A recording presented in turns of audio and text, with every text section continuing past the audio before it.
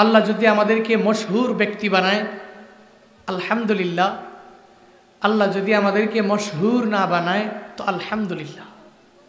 অর্থাৎ সর্বহালাতে, সর্বাবস্থায়, সুস্থতা অসুস্থতা, ধনী হালাত অথবা গরিব হালাত, নিজে অনেক প্রসিদ্ধ হওয়া বা না হওয়া, সব কিছুর মাঝেই বান্দা একজনের প্রশংসা করে। তিনি কে?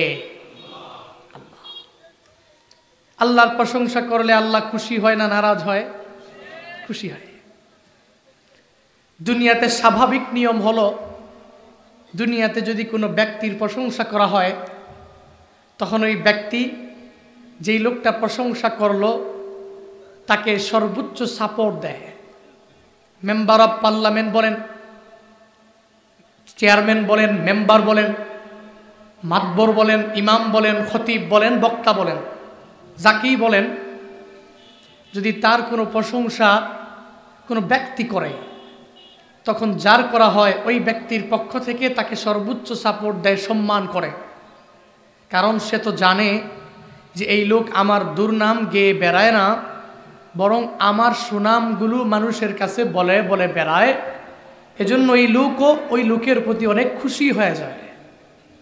দুনিয়ার মানুষের বেলায় যদি এই অবস্থা স্বাভাবিকভাবেই হয় যে আল্লাহ আসমান দিলেন, জমিন দিলেন, বান্দাকে বানাইলেন, ওই বান্দা যদি নিজে অসুস্থ হওয়ার পরেও আল্লাহর শুকরিয়া আদায় করে, আল্লাহ তাকে গরিব বানাইবার পরেও সে শুকরিয়া আদায় করে, আল্লাহ তাকে মশহুর ব্যক্তি না বানানোর পরেও সে শুকরিয়া আদায় করে, ওই আল্লাহ কি বান্দার প্রতি খুশি হবে না? অবশ্যই হবে। ওই জের ধরেই তো আল্লাহ বলেন, লা ইন শাকারতুম লা আযীদান্নাকুম ওয়া লা ইন কাফারতুম ইন্না আযাবী লাশাদীদ। আল্লাহ বলেন, তোমরা যদি আমি আল্লাহর নিয়ামত পাওয়ার পরে, খাওয়ার পরে শুকরিয়া আদায় করো তো আমি আল্লাহ লা আযীদান্নাকুম, অবশ্যই অবশ্যই আল্লাহ বলেন বাড়ায়া দিব। যে এটার গ্যারান্টি কতটুকু জানো? বলে 1 নম্বরে লাম, 2 নম্বরে নুন, 3 নম্বরে জমা, এর কম। অবশ্যই অবশ্যই অবশ্যই আমি আল্লাহ, তুমি যদি আমি আল্লাহর নেয়ামত পাওয়ার পরে শুকরিয়া আদায় করো তো আগের তুলনায় তোমার নেয়ামত আরো অনেক বৃদ্ধি করে দিব। আর যদি এই নেয়ামত পাওয়ার পরে, খাওয়ার পরে অস্বীকার করো, আমি পাইলাম না, খাইলাম না রে, দিল না, অমুককে দেয় আমাকে দেয় না, অমুকে ধনী হয়ে যায় আমি কেন হই না, শুধু হতাশা হতাশা, হায় হায় হায় হায় কি হয়ে গেল। আল্লাহ বান্দাকে নিয়ামত দেওয়ার পরেও সে অস্বীকার যদি করে, আল্লাহ বলেন ওয়ালা ইন কাফারতুম, যদি তোমরা অস্বীকার করো তো ইন্না আযাবী লাশাদীদ, তো আমি আল্লাহ তোমার নিয়ামত তো বাড়াবো দূরের কথা, বরং যা নিয়ামত তোমাকে দিয়েছিলাম মায়া করে আমি আল্লাহ সব নিয়ামতগুলো ছিনিয়ে নিব, আর কঠিন আযাবের মধ্যে আমি তোমাকে গ্রেফতার করে ফেলব। এই আয়াত থেকে কি শিক্ষা? আমরা শুকরিয়া করব কার? প্রশংসাও করব কার? আল্লাহ আমাদের প্রত্যেককে তার গুণগান গাওয়ার, তার প্রশংসায় পঞ্চমুখ হওয়ার তৌফিক দান করুন। সকলে পড়ি আমিন। আরো জোরে পড়ি। আজকে রাতে আমি বয়ান করব এমন এক জেলায় যেটা শুনলে আপনারা আটকে উঠবেন। রাত 10টায় আমার বয়ান হচ্ছে রংপুরের বদরগঞ্জে। আমি এখন কই কক্সবাজার, রাতে বয়ান রংপুর। খুব অবাক করা বিষয়, অলরেডি টিকিট সব কনফার্ম করা আছে। তারা যুবকরা অক্লান্ত পরিশ্রমের মাধ্যমে আজকের এই মাহফিল সাজিয়েছেন। এক পর্যায়ে বলছিলাম আসবো না আসবো না আসবো না, কিন্তু যথেষ্ট রিকোয়েস্টের পরই আজকের এই মাহফিলে অ্যাটেন্ড করা, উপস্থিত হওয়া। এই জন্য বেশিক্ষণ কথা বলার সুযোগ হবে না। আর আমার বয়ান শোনার জন্য আপনারা আসেনও নাই। এখানে অনেক বড়রা আছেন, বড়রা বয়ান করবেন। আপনাদেরকে বুঝানোর মতো ক্ষমতা, অ্যাবিলিটি আমার নাই। বড়রা বুঝাবেন, ওনারা সুন্দর করে বুঝাতেও পারেন। এজন্য যতক্ষণ বলবো নিজের আমলকে ইসলাহ করব, আগে নিজে আমলের নিয়তে বলবো, তারপরে আপনাদের সামনে বলবো। আপনারা শুনবেন তো ইনশাআল্লাহ। খুতবায় এক আয়াত পড়েছি, যে আয়াতে আল্লাহ পাক রব্বুল আলামিন পৃথিবীর সব মা বাবার সন্তানদের কাছে ওসিয়ত করেছেন। কি করেছেন একটু সবাই বলেন? ওসিয়ত। আমাকে বিষয় দেওয়া হয়েছে পিতামাতার প্রতি সন্তানের দায়িত্বও কর্তব্য। আমি খুতবায় যে আয়াত পড়েছি ওই আয়াতে আল্লাহ তাআলা নিজেই ওসিয়ত করেছেন, কোনো বক্তার মাধ্যমে নয়, নবীর মাধ্যমে নয়, আল্লাহ নিজেই প্রত্যেকটা বান্দাদের কাছে কি করেছেন? ওসিয়ত। ওসিয়ত কিন্তু অনেক বড় দামি জিনিস ভাই। কেমন? বলে দুনিয়াতে যদি কোনো ব্যক্তি ওসিয়ত করে মারা যায় তো মৃত ব্যক্তির মৃত্যুবরণের পরে তার সন্তানাদিরা, তার উত্তরাধিকারীরা ওসিয়ত মানে কি মানে না? পালন করে কি করে না? ওসিয়ত করে মারা গেল অমুক হুজুরের মাধ্যমে জানাজা পড়াইবা, ওসিয়ত করে মারা গেল অমুক ব্যক্তিকে আমার থেকে কিছু টাকা দিবা মৃত্যুবরণের পরে, ওই জেলার ওই ব্যক্তিটাকে ওই মাদ্রাসায় ওই মসজিদের মধ্যে কিছু টাকা পয়সা দিয়ে দিবা, এরকম ওসিয়ত করে মারা যায় কি যায় না? হ্যাঁ, এই ওসিয়ত মৃত ব্যক্তি মৃত্যুবরণ করার পরে যেই কথাগুলো মানা লাগবে সুন্দরভাবে কাটকাট ওই ওসিয়তগুলো তার উত্তরাধিকারীরা যদি মানতে পারে, তো দুনিয়ার মানুষের ওসিয়ত যদি মানা ওয়াজিব হয়ে যায়, তো আল্লাহ যে বান্দাদের কাছে ওসিয়ত করে ওই ওসিয়ত কি দুনিয়ার বান্দাদের ওসিয়তের চেয়ে দামি না কম দামি? ওয়াসাইনাল ইনসানা বিওয়ালিদাই হামালাতহু উম্মুহু ওয়াহনান আলা ওয়াহান ওয়া ফিসালুহু ফি আমাইন আনিশকুরলি ওয়া লিওয়ালিদাইক ইলাইয়াল মাসির।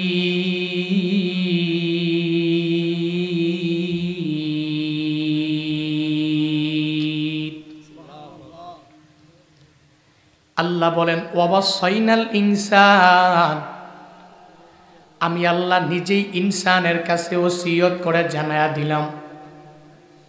আল্লাহ বলেন আমি আল্লাহ নিজেই ইনসানের কাছে ওসিয়ত করলাম, হে ইনসানেরা তোমরা তোমাদের পিতামাতার সাথে মা বাবার সাথে ভালো আচরণ করো। এটা ওসিয়ত কার? আরো জোরে বলেন। আল্লাহ বলেন আমি আমার নবীর মাধ্যমে কারো কাছে ওসিয়ত করলাম না, আমি সাহাবায়ে কেরামের মাধ্যমে ওসিয়ত করলাম না, আমি তাবেঈনদের মাধ্যমে ওসিয়ত করলাম না, আমি তাবেঈনদের মাধ্যমে ওসিয়ত করলাম না। জমা মুতাকাল্লিমের সিগা ওয়াসাইনা। আল্লাহ বলেন আমি আল্লাহ নিজেই ওসিয়ত করে ইনসানের কাছে জানায়া দিলাম, ইনসান তার মা বাবার সাথে ভালো আচরণ করবে, অন্যায় আচরণ করবে। আল্লাহ বলেন আমি আল্লাহ ইনসানের কাছে ওসিয়ত করে জানায়া দিলাম, হে ইনসানেরা ওই মা বাবার সাথে ভালো আচরণ করো, অন্যায় আচরণ তুই করবি না। কেন করবা না? কারণ আমি আল্লাহ তোদের কাছে ওসিয়ত করলাম। কেন জানো? আল্লাহ এরপরই বান্দা বান্দিদেরকে স্মরণ করে করে আল্লাহ জানায়া দিলেন, এরে আমার বান্দা বান্দির দল, ওই মা বাবার সাথে কেন তুই ভালো আচরণ করবা জানো? কারণ ওই মা হামালাতহু উম্মুহু ওয়াহনান আলা ওয়াহানিন। আল্লাহ বলেন এই বান্দা বান্দির মায়েরা গর্ভের মধ্যে নিয়া কষ্ট তো কম করে নাই। ওই মায়েরা গর্ভের মধ্যে সন্তানটারে নিয়া কষ্টের পর কষ্ট করে সময় পার করে দিল। ওই মা গর্ভের মধ্যে নিয়া সন্তানটার জন্য যেই পরিমাণ কষ্ট করল, আসমানের নিচে জমিনের উপরে ওই মায়ের মতো এত ত্যাগ অন্য কোনো বান্দা করে নাই। আসমানের নিচে জমিনের উপরে সন্তানের জন্য এই পরিমাণ ত্যাগ তার বউটা করে নাই, এই পরিমাণ ত্যাগ তার সন্তানটা করলো না।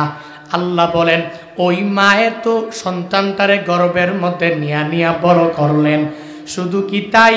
বলে না না, সন্তানটাকে গর্ভের মধ্যে নিয়া মা যেই পরিমাণ কষ্ট করলো, কত দিনের বেলা সকাল বেলার খানাটাও তো মা খাইতে পারলো না।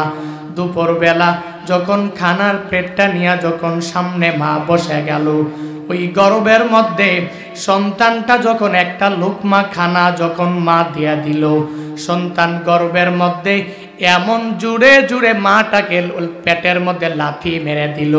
মা এক নম্বরে পেটের ক্ষুধার যন্ত্রণা, দুই নম্বরে পেটের ব্যথার যন্ত্রণা সহ্য করতে পারে নাই। মা চোখের পানি ফালাইয়া বারান্দার পাশে গিয়া বিনায়া বিনায়া কান্না করে। শাশুড়ি আম্মা যায় জিগাইল, ও বৌমা তুমি কেন কান্না করো? বুঝলাম না, কেন খানার পেটটাকে এক পাশে রাখিয়া তুমি কান্না করার জন্য তৈয়ার হইয়া রইলা? তবুও বৌমাটা বলে না, সন্তানের কোনো অভিযোগ শাশুড়ি আম্মার কাছে দেয় না। বলে আমার পক্ষ থেকে কোনো কষ্ট তুমি পেয়েছো? বলে না না, আপনার পক্ষ থেকে কোনো কষ্ট আমি পাই নাই। তাহলে আমার ছেলের পক্ষ থেকে কোনো কষ্ট তুমি পাইলা নাকি? বলে না না, আমি আমার স্বামীর পক্ষ থেকেও কোনো কষ্ট পাই নাই। তাহলে এই বারান্দার মধ্যে আইসা খানার পেটটাকে এক পাশে রাখিয়া কান্না করার কারণটা বুঝারও আমি মায়ের বাকি নাই। কারণ তুমি এখন যেই পথের যাত্রী হয়ে আসো, আমি মাও তো এক সময় ছিলাম একই পথের যাত্রী।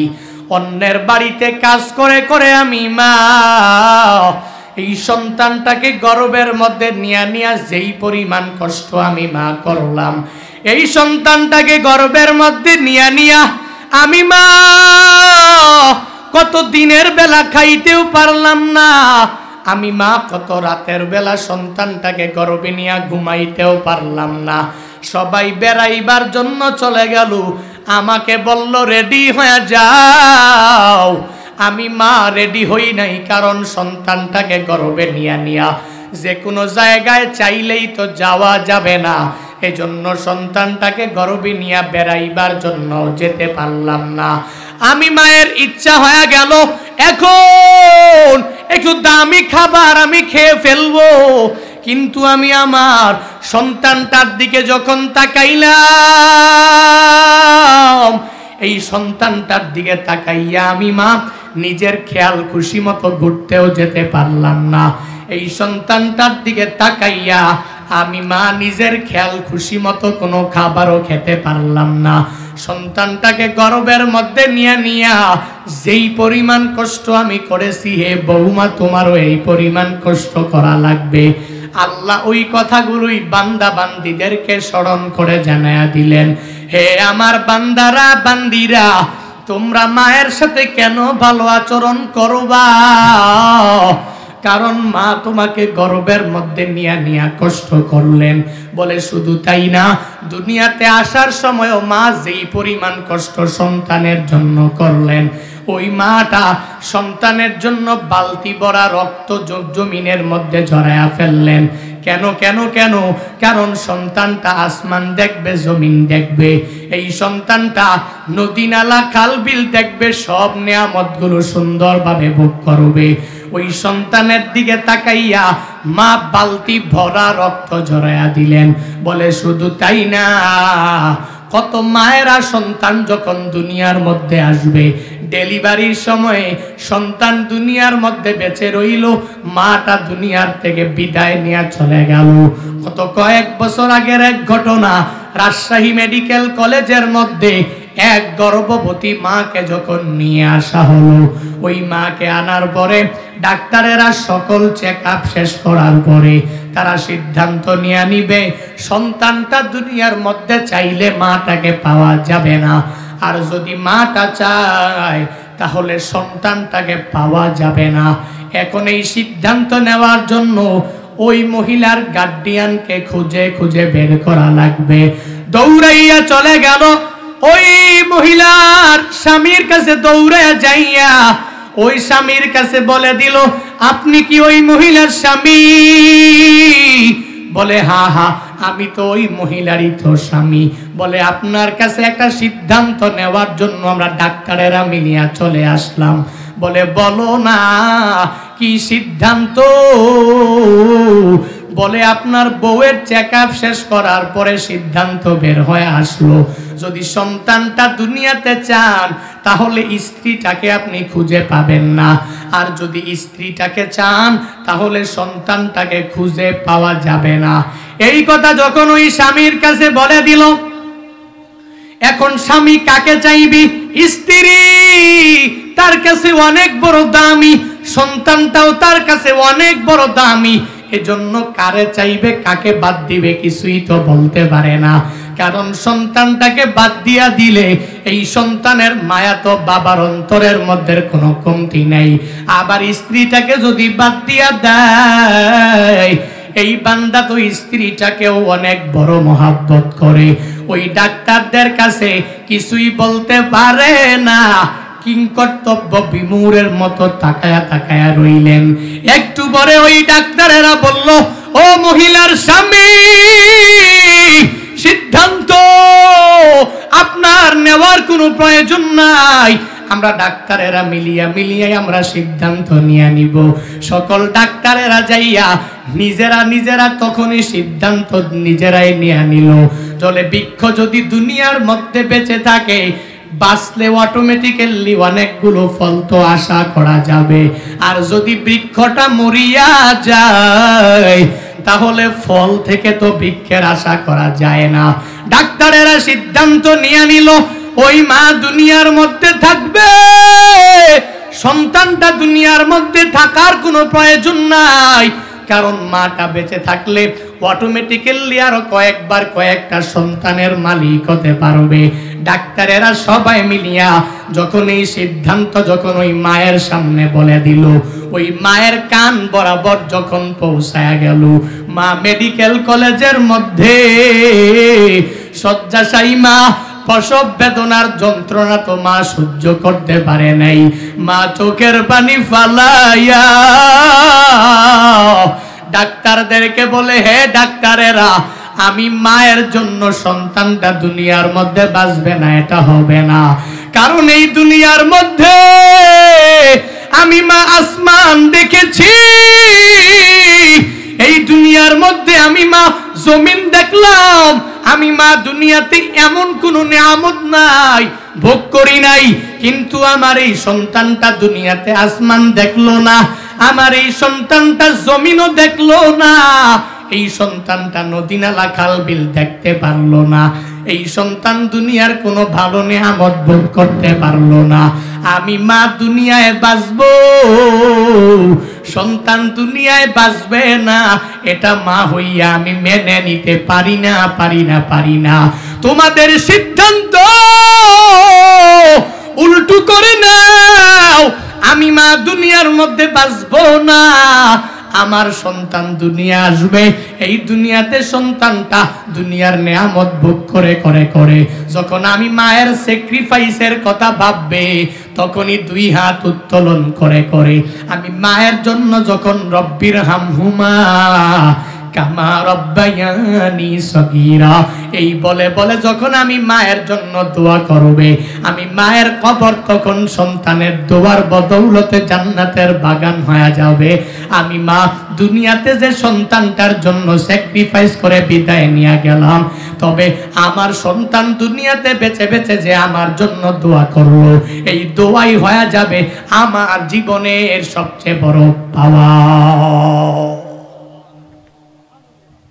ওই মায়েরা এই পরিমাণ কষ্ট করলেন তোমার জন্য, আমার জন্য।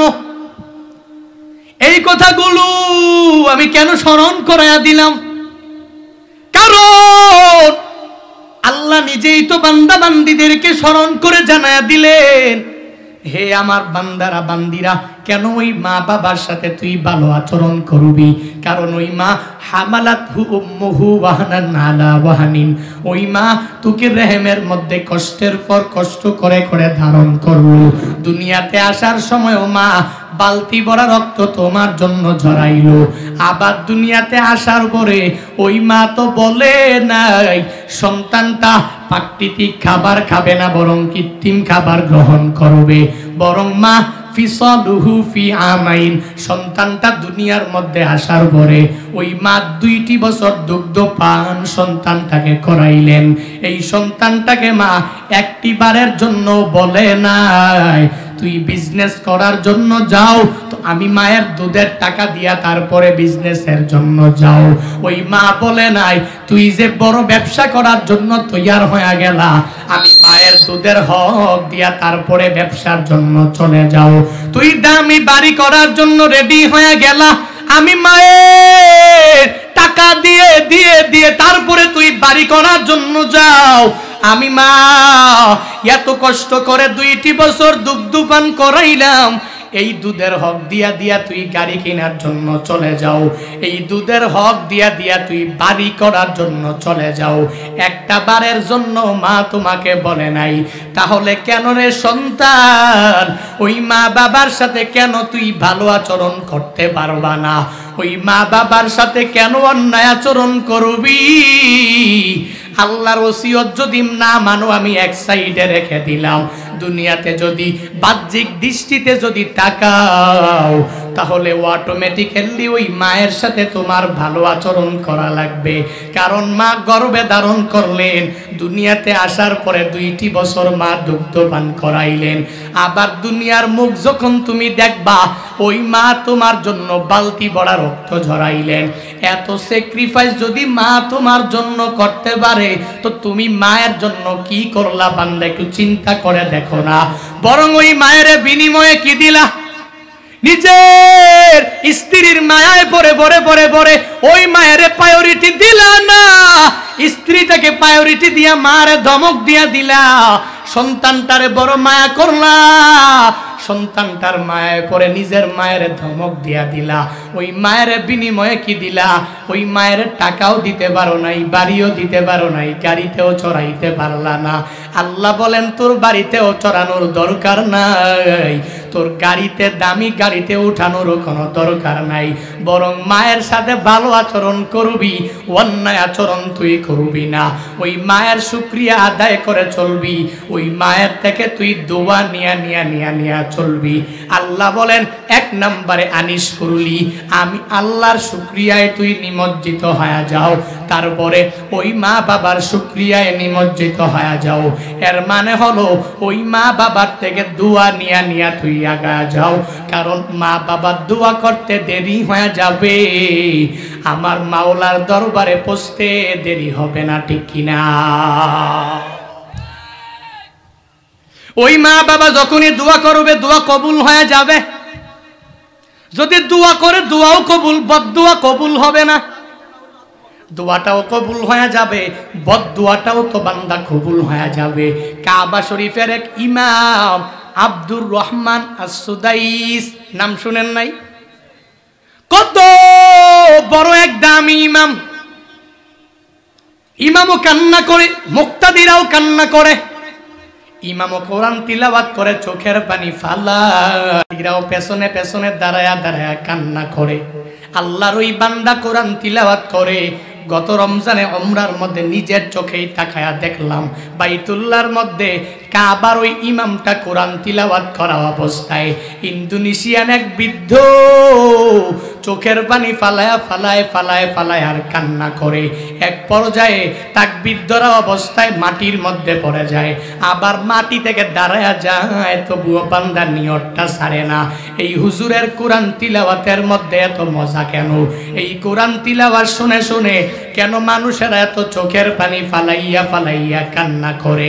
ওই কাবার ইমামকে জিগাইলো, আপনি কাবার ইমাম হয়ে গেলেন কেমনে? এত দামি ইমাম আপনি হয়ে গেলেন? উনি বলেন, আমি নিজের কামালিয়াত নয়, বরং মায়ের দোয়ার বদৌলতে আল্লাহ কাবার ইমাম বানিয়েছি। সুবহানাল্লাহ, জোরে কর না সুবহানাল্লাহ। ওই মায়ের দোয়ার বদৌলতে আল্লাহ আমারে কাবার ইমাম বানিয়েছে। কেমনে? বলে, আমার বাড়ি মক্কাতেও না, বাড়ি আমার মদিনাতেও না, আমার বাড়ি সুদূর দাম্মাম শহরের মধ্যে, বাড়ি মক্কাতেও না, মদিনাতেও না, দাম্মামে বাড়ি, আবার নবীর বংশধরের কেউ না। তাহলে এত বড় দামি ইমাম আমি কেমনে হয়ে গেলাম? বলে 6 বছর বয়সে মায়ের সাথে উমরা করার জন্য বাইতুল্লাহ যখন চলে আসলাম, মা সন্তানটারে নিয়ে কালো গিলাফের পাশে যায় না, সন্তানটাকে মাথাফের এক সাইডের মধ্যে বসাইয়া মা নিজে নিজে তাওয়াফ করে। একটা চক্কর ঘুরে এসে তাকাইয়া দেখে সন্তানটাকে যেই জায়গার মধ্যে বসায় রাখলো ওই জায়গার মধ্যে সন্তানটাকে খুঁজে পাওয়া যায় না। মা পাগল পারা হয়ে গেল, সন্তান আমার কোথায় গেল, কোথায় চলে গেল? সন্তানটাকে তো পাওয়া লাগবে। এবার দৌড়াইয়া খুঁজে খুঁজে আর তাকায়া দেখে ওই ছোট্ট 6 বছর বয়সী সন্তান ওই বাইতুল্লাহর কালো গিলাফের পাশ ঘেসে ঘেসে ঘেসে ঘেসে আর তাওয়াফ করে। সন্তানটার কাছে যাইয়া সন্তানটাকে ডেকে বলে, রে সন্তান, আমার ব্যাপারটা বুঝলাম না, আমি তোরে মাথাফের এক সাইডের মধ্যে বসে রাখলাম, তুই কেন বারবার এই কালো গিলাফের পাশে তুমি কেন চলে আসলা? সন্তানটাকে ধইরা নিয়া আবার যখন মাথাফের আর এক সাইডের মধ্যে বসাইয়া মা ঘুরে ঘুরে আর তাওয়াফ করে। কয়েকটা চক্কর দিয়ে আসার পর আইসা দেখে সন্তানটাকে যেই জায়গার মধ্যে আবার বসায় রাখলো ওই জায়গায় নাই। এই সন্তান ঘুরে ঘুরে আর কালো গিলাফের পাশে গিয়া গিয়া তাওয়াফ করে। সন্তানটার কাছে যাইয়া মা জিগাইল, সন্তান রে, আমি তোরে মাথাফের এক সাইডে বসায় রাখি, কেন তুই ঘুরে ঘুরে তাওয়াফ করার জন্য চলে আসো? 6 বছর বয়সী আব্দুর রহমান আসুদাইসি মাকে ডেকে বলে, ও মা, ওই দুনিয়াতে দাম্মাম শহরের মধ্যে কত দামি দামি বাড়ি আমি দেখলাম, কত অট্টালিকা আমি দেখেছি, কিন্তু এই বাইতুল্লাহর মধ্যে যখন আমি চলে আসলাম, এই বাইতুল্লাহর মধ্যে এসে দেখি এই বাইতুল্লাহ এত সুন্দর, যতই দেখি ততই তো আমার ভালো লাগে। এই বাইতুল্লাহর দিকে যতই তাকাইলাম, এই বাইতুল্লাহ এত সুন্দর, আমি আমার চোখটা তো এই বাইতুল্লাহ থেকে ফিরাইয়া দিতে পারি না। কেন এত মজা লাগে? কারণ বাইতুল্লাহ তো দুনিয়ার কোনো মানুষের ঘর না, ওই ঘর তো বাইতুল্লাহ আল্লাহর ঘর। ওই বাইতুল্লাহ কাবা বড় দামি ঘর। বলে দুনিয়াতে কোনো বান্দা যখন বাইতুল্লাহর দিকে তাকাবে, যখন ভালোবাসা নিয়ে বাইতুল্লাহর দিকে প্রথমবার তাকাবে, এই বান্দা তো চোখের পানি ধরে রাখতে পারবে না, পারবে না, পারবে না। উমরা করার জন্য যেই বান্দারা প্রথমবার বাইতুল্লাহর দিকে চলে যায়, তারা বাংলাদেশে আসার পরে এদেরকে জিগাইবেন বাইতুল্লাহ কেমন সুন্দর, তারা বলবে দুনিয়াতে অনেক অট্টালিকার মধ্যে আমি ঘুমাইলাম, দুনিয়াতে 5 স্টার মানের কত হোটেল দেখলাম, ঘুমাইলাম, 4 স্টার মানের কত হোটেল দেখলাম, ঘুমাইলাম, কিন্তু বাইতুল্লাহর মতো এত দামি ঘর আমি দুনিয়ার কোথাও দেখি নাই। ওই বাইতুল্লাহ গেলে মুমিনে কামেল চোখের পানি ফালাইয়া ফালাইয়া কান্না করে। কেন কান্না করে বান্দা জানো না? কারণ এই বাইতুল্লাহ তো দুনিয়ার কোনো ঘর না, আবার আল্লাহর ঘর। এই বান্দা তখন চিন্তা করে, আমি বাংলাদেশের জমিনের মধ্যে বাইতুল মুকাররমের যেই পশ্চিম দিকে ফিরে আমি নামাজ আদায় করলাম, যেই বাইতুল্লাহর দিকে আমি পশ্চিম দিকে ফিরে নামাজ আদায় করলাম, ওই নামাজ কবুল হয়ে গেল। কেন কেন? বলে পশ্চিম দিকে ফিরে পড়ছি এজন্য। আর যদি আমি চিন্তা করি আজকে থেকে পশ্চিম দিকে ফিরে নামাজ আদায় করব না, পূর্ব দিকে ফিরে নামাজ আদায় করব, উত্তর দিকে ফিরে আমি নামাজ আদায় করব, দক্ষিণ দিকে ফিরে নামাজ আদায় করব, ওই নামাজ আমার মাওলার দরবারে পৌঁছবে। বলেন, ফাওয়াল্লি ওয়াজহাকা শাতরাল মসজিদিল হারাম। তুমি তোমার নামাজ যদি কবুল করাইতে চাও তাহলে নিজের সিনাটা বাইতুল্লাহর দিকে ফিরায়া দাও, নিজের মুখটা বাইতুল্লাহর দিকে ফিরে দাও। যেই বান্দা বাইতুল্লাহর দিকে ফিরে নামাজ আদায় করবে না, ওই বান্দার নামাজ অত মাওলার দরবারে কবুল হবে না। বলে যেই বান্দারা ওই বাইতুল্লাহ জীবনের প্রথমবার দেখে চোখের পানি ধরে রাখতে পারে না, কারণ বাইতুল্লাহ আমার মাওলার ঘর, অনেক বড় দামি ঘর।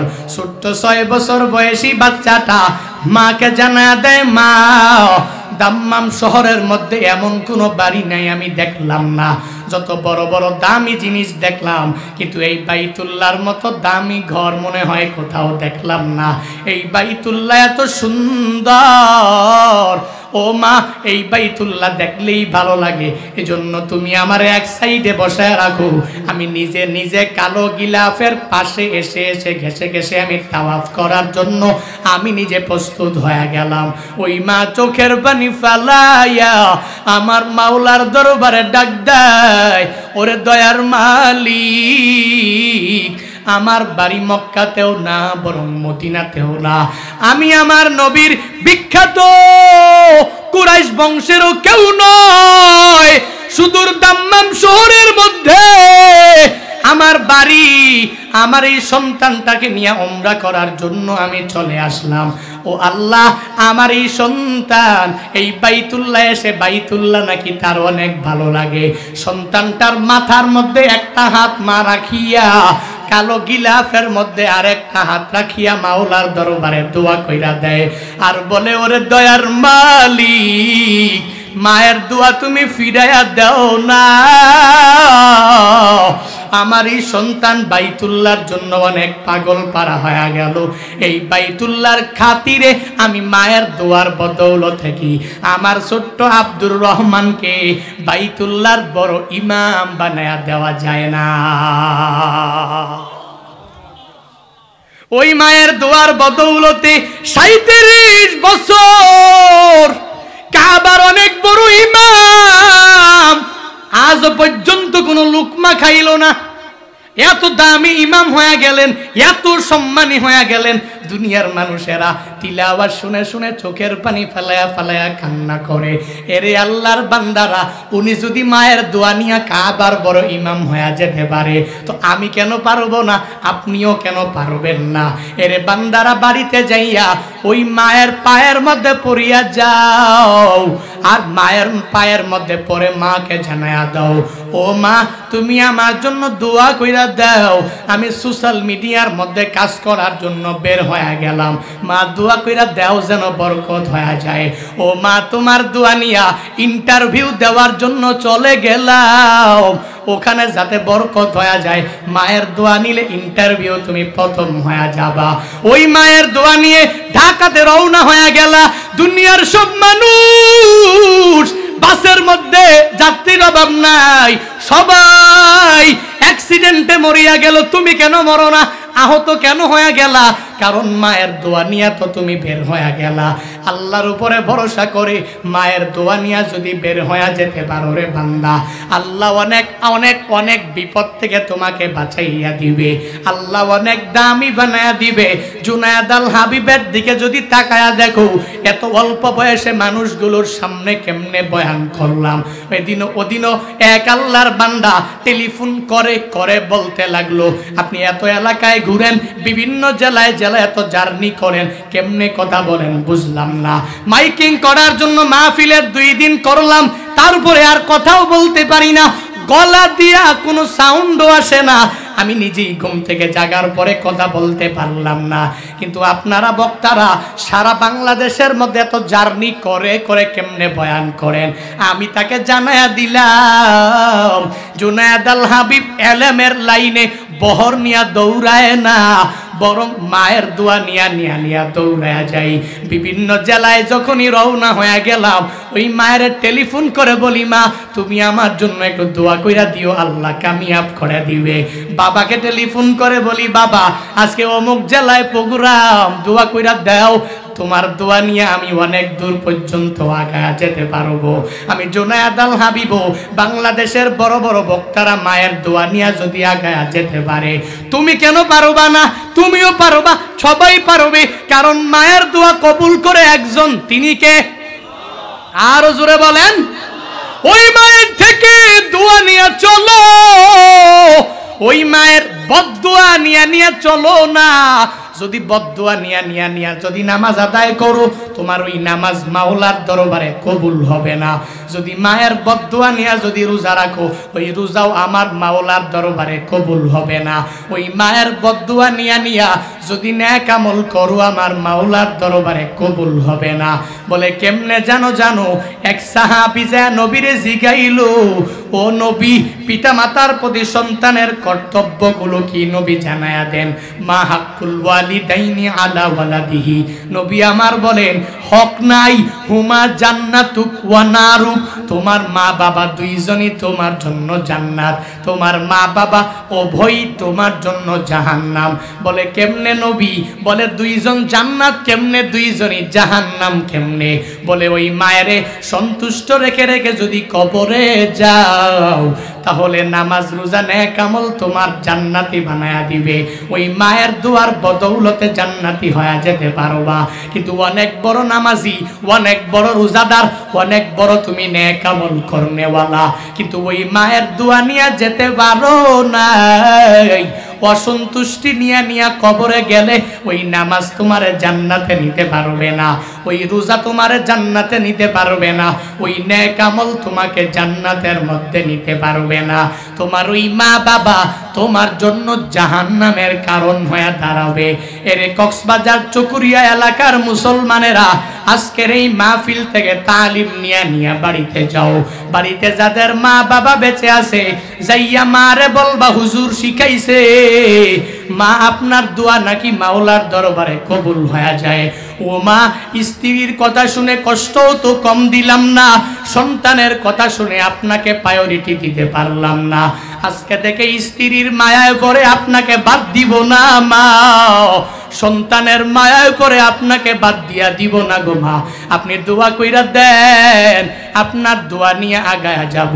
যাদের বাবা বেঁচে আছে, বাবার কাছে যাইয়া বাবার কাছেও পূর্ণাঙ্গ দুইটা হাত দইরা বলবেন, ও বাবা, এই দুনিয়াতে এমন কোনো কষ্ট নাই আপনাকে দেই নাই, কিন্তু আপনি তো আমার জন্য কষ্ট কম করেন নাই। হুজুর শিখায়া দিয়েছেন দোয়া নেওয়ার জন্য। বাড়িতে যাইয়া ওই বাবার কাছে বান্দারা দোয়া নিয়া যাবেন। এরে আল্লাহর বান্দারা, আবার এই ময়দানে কারো মা নাই, বাড়িতে যাইয়া বাবার চেহারাটাও তো দেখতে পারবেন না। ওই বাড়িতে যাইয়া কবরের সামনে যাইয়া ওই মায়ের জন্য দোয়া করবেন, চোখের পানি ফালায়া কান্না করবেন, আল্লাহর কাছে ডেকে বলবেন, হে মালিক, তুমি আমার মায়ের কবর জান্নাতের বাগান বানায়া দাও, তুমি আমার বাবার কবর জান্নাতের বাগান বানায়া দাও। আমি জুনায়েদ আল হাবিবের সাথে কোন কোন বান্দা তৈয়ার আছো? মা বাবা যাদের বেঁচে আছে, দোয়া নিয়া আগায়া যাবা।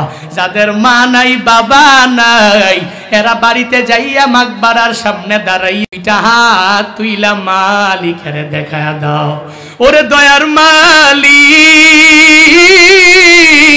কুদরতের নজর দিয়ে তাকায়া দেখো, কক্সবাজার চকুরিয়া উপজেলার মধ্যে তোমার কত বান্দারা আজকে বাড়িতে যাইয়া যাদের মা বাবা বেঁচে আছে, মা বাবার থেকে দোয়া নিয়া চলবে, মা বাবাকে সন্তুষ্ট রেখে চলবে।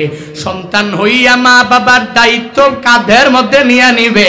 যাদের মা নাই বাবা নাই, এরা মাকবারার সামনে যাইয়া জিয়ারা করবে। আয় আল্লাহ, যাদের মা বাবা বেঁচে আছে, হায়াতের মধ্যে তুমি বরকত বাড়ায়া দাও। যাদের মা বাবা নাই, কবর তুমি জান্নাতের বাগান বানায়া দাও। পরে না আমি আরো জোরে আমি, আরো জোরে আমি। আল্লাহ যাদের মা বাবা বেঁচে আছে, দোয়া নিয়া চলার তৌফিক দান করো। পরে না আমি। যাদের মা বাবা নাই, মাকবারার সামনে যায় জিয়ারা করে, নবীর হাদিস অনুযায়ী তিনটা কাজ বেশি করে ওই মা বাবার কবর থেকে রুহানি দোয়া নিয়ে যাওয়ার তৌফিক দান করেন। সকলে পড়ি আমিন। আরো জোরে পড়েন। জান্নাতের চাবি আমার মা, ও মা গো, জান্নাতের চাবি আমার মা, জান্নাতের চাবি আমার মা, ও মা গো, জান্নাতের চাবি আমার মা। মা যার বেঁচে নাই, তার মতন দুঃখী নাই, মা যার বেঁচে নাই তার মতন দুঃখী নাই, খালা ফুফু মায়ের সমান না, না গো খালা ফুফু মায়ের সমান না। জান্নাতের চাবি আমার মা, ও মা গো জান্নাতের চাবি আমার মা। আমার কঠিন অসুখ হলে আল্লাহর কাছে মা বলে, আমার কঠিন অসুখ হলে আল্লাহর কাছে মায়ে বলে, আমায় তুমি লইয়া যাও গো সন্তান নিও না। জান্নাতের চাবি আমার মা, ও মা গো জান্নাতের চাবি আমার মা, জান্নাতের চাবি আমার মা, ও মা গো জান্নাতের চাবি আমার মা, জান্নাতের চাবি আমার মা, ও মা গো জান্নাতের চাবি আমার মা। ঠিক কিনা? জান্নাতের চাবি মা। মদিনাওয়ালা নবীর কথা অনুযায়ী হুমা জান্নাতুকা নারু, ওই মা বাবাই সন্তানের জন্য জান্নাত, ওই মা বাবা সন্তানের জন্য জাহান্নাম। এক সাহাবী নবীর সামনে বসে আছে, নবী বয়ান করে, হে সাহাবী শোনো, তুমি যদি তোমার মায়ের দিকে বাবার দিকে নেক নজর দিয়া যদি তুমি একবার তাকাও, কয়বার বলেন না, কয়বার? একবার যদি তাকাও তো আল্লাহ তোমার আমল নামায় একটা কবুলিয়াত হজ এবং উমরার সওয়াব দিয়ে দিবে। একটু ওয়েট, আমি একবার শেষ করে দিই, আজান দিয়ে দিই একটু। বলে যদি তুমি তোমার মা বাবার দিকে একবার তাকাও, একটা কবুলিয়াত হজ উমরা। সাহাবী জিগায়, নবী যদি আমি আমার মায়ের দিকে বাবার দিকে যদি 100 বার তাকাই, কয়শো বার? তো তাহলে কি 100টা হজ উমরার সওয়াব? নবী বলেন আল্লাহর খাজানায় কোনো কমতি নাই। যদি তুমি মায়া নিয়া, ভালোবাসার নজর নিয়া ওই মায়ের দিকে যদি তাকাও, বাবার দিকে যদি তাকাও, তো আল্লাহ তোমাকে 100টা কবুলিয়াত হজ এবং উমরার সওয়াব আমল নামার মধ্যে দিয়ে দিবে। তাহলে দামি না কম দামি মা বাবা? মক্কা মদিনায় যায় 6 লাখ, 5.5 লাখ, 4 লাখ টাকা দিয়ে হজ করলাম, কবুল হলো কি হলো না কোনো গ্যারান্টি নাই। বাড়ির মধ্যে ঘরের মধ্যে মায়ের দিকে তাকাইলাম, এখানে তাকাইলেই হজ কবুল, উমরাও কবুল। পড়ি সুবহানাল্লাহ। সুতরাং ওই মা অনেক দামি, ওই বাবা অনেক দামি। বিষয়ে দেওয়া হয়েছিল সন্তানরা পিতামাতার সাথে কেমন আচরণ করবেন, ভালো আচরণ করবেন। কেন করবেন? বলে আল্লাহ ওসিয়ত করেছেন। এজন্য 2 নম্বরে বাহ্যিক দৃষ্টিতে, স্বাভাবিক দৃষ্টিতে যদি তাকান, তাহলে অটোমেটিক্যালি ওই মায়ের সাথে বাবার সাথে ভালো আচরণ করা লাগবে। বালিশের সঙ্গে মাথাটা লাগাইয়া একটু চিন্তা ভাবনা করবেন যে আমার মা আমাকে গর্বের মধ্যে নিয়া অনেক কষ্ট করেছে। আবার আমার মা দুনিয়াতে আসার পরে আমাকে 2টি বছর দুগ্ধপান করিয়েছে। তো আমার মা যেহেতু আমার জন্য স্যাক্রিফাইস করেছে, আমি মায়ের জন্য কেন স্যাক্রিফাইস করতে পারবো না? ওই মাকে কেন খেদমত করে বিদায় দিতে পারবো না? ওই মাকে কেন সন্তুষ্ট রেখে বিদায় দিতে পারবো না? আল্লাহ পাক রব্বুল আলামিন আমাদের সবাইকে ওই মা বাবার দোয়া নিয়ে বারজাখের জীবনে যাওয়ার তৌফিক দান করুন। সকলে পড়ি আমিন। আরো জোরে পড়ি আমিন। আবার একবার করে চিল্লায় পড়ি আল্লাহুম্মা আমিন। বড়রা কথা বলবেন। এখন মনে হয় আজান হবে, তারপরে হযরত মাওলানা আল্লামা ডক্টর লুৎফুর রহমান সাহেব দামাত বরকাতুহুম উনি বয়ান করবেন। জুমাপূর্বক আলোচনা, জুমার নামাজ এখানেই পড়াবেন। আপনারা ধৈর্য সহকারে বসবেন, আখিরি মোনাজাত পর্যন্ত। মাঝে মাঝে হাজতে যাবেন, সুন্দর করে বয়ান শুনবেন। এত বড় মুজমা, এখান থেকে কিছু পুঁজি নিয়ে বাড়িতে যাবেন এবং আমলের নিয়তে কথা শোনার চেষ্টা করবেন। নামাজ, রোজা, নেক আমলগুলো সর্বাবস্থায়